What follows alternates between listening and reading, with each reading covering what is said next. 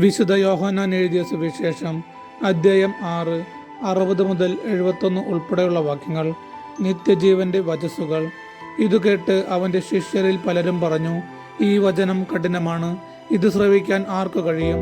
തന്റെ ശിഷ്യന്മാർ പിറുപിറുക്കുന്നു എന്ന് മനസ്സിലാക്കി യേശു അവരോട് ചോദിച്ചു, ഇത് നിങ്ങൾക്ക് ഇടർച്ച വരുത്തുന്നുവോ? അങ്ങനെയെങ്കിൽ മനുഷ്യപുത്രൻ ആദ്യം ആയിരുന്നിടത്തേക്ക് ആരോഹണം ചെയ്യുന്നത് നിങ്ങൾ കണ്ടാലോ? ആത്മാവാണ് ജീവൻ നൽകുന്നത്, ശരീരം ഒന്നിനും ഉപകരിക്കുന്നില്ല. നിങ്ങളോട് ഞാൻ പറഞ്ഞ വാക്കുകൾ ആത്മാവും ജീവനുമാണ്. എന്നാൽ വിശ്വസിക്കാത്തവരായി നിങ്ങളിൽ ചിലരുണ്ട്.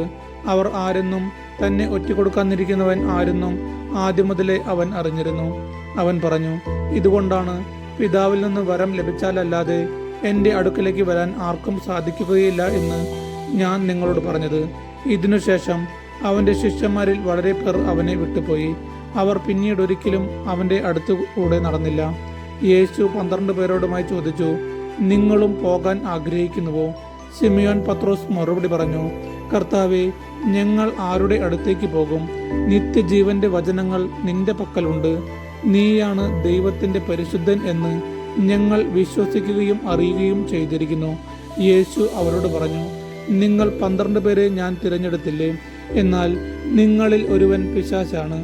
അവൻ ഇത് പറഞ്ഞത് ശിമിയോൻ സ്കറിയാത്തയുടെ മകനായ യൂദാസിനെ കുറിച്ചാണ്. എന്തെന്നാൽ 12 പേരിൽ ഒരുവനായ അവനാണ് യേശുവിനെ ഒറ്റുകൊടുക്കാനിരുന്നത്. നമ്മുടെ കർത്താവായ യേശു മിശിഹായ്ക്ക് സ്തുതി.